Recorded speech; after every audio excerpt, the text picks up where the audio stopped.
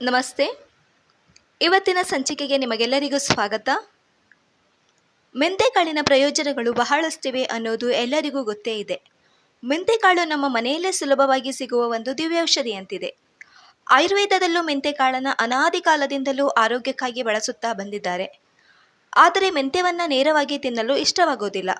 ಅದಕ್ಕಾಗಿ ಇಂದು ಮೆಂತೆಕಾಳಿನ ಕಹಿ ಕಡಿಮೆಯಾಗುವಂತೆ ತುಂಬ ರುಚಿಯಾಗಿ ಮತ್ತು ಆರೋಗ್ಯಕರವಾಗಿ ಮಾಡುವ ಮೆಂತ್ಯ ಪಾಯಸದ ರೆಸಿಪಿಯನ್ನು ನಿಮ್ಮೊಂದಿಗೆ ಶೇರ್ ಮಾಡ್ತಾ ಇದ್ದೇನೆ.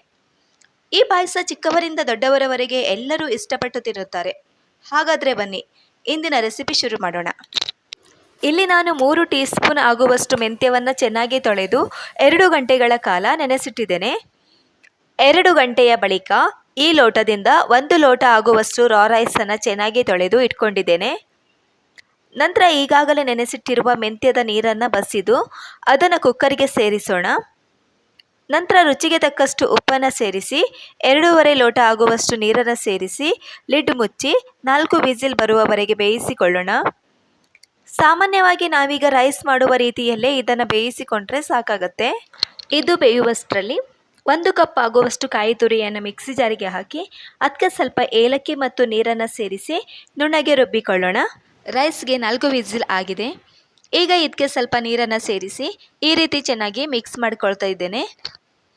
ಈಗ ರುಬ್ಬಿಕೊಂಡಿರುವ ಕಾಯಿಯ ಮಿಶ್ರಣವನ್ನು ಇದಕ್ಕೆ ಸೇರಿಸಿ ಸ್ವಲ್ಪ ಅರಸಿನ ಪುಡಿಯನ್ನು ಹಾಕಿ ಈ ರೀತಿ ಕೈಯಾಡಿಸ್ತಾ 4 ರಿಂದ 5 ನಿಮಿಷ ಸಣ್ಣ ಉರಿಯಲ್ಲಿ ಕುದಿಸಿಕೊಳ್ಳೋಣ.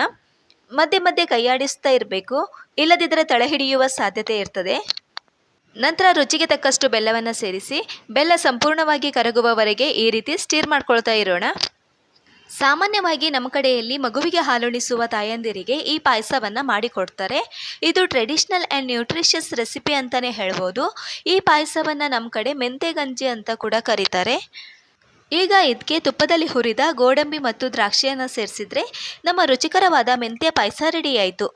ಅಕ್ಕಿ, ಮೆಂತ್ಯ, ಕಾಯಿ ತುರಿ ಮತ್ತು ಬೆಲ್ಲದ ಪೌಷ್ಟಿಕ ಗುಣಗಳಿಂದ ಈ ಪಾಯಸ ನ್ಯೂಟ್ರಿಷಿಯಸ್ ಆಗಿರುವುದರ ಜೊತೆಗೆ ತುಂಬ ಟೇಸ್ಟಿ ಕೂಡ ಆಗಿರುತ್ತೆ.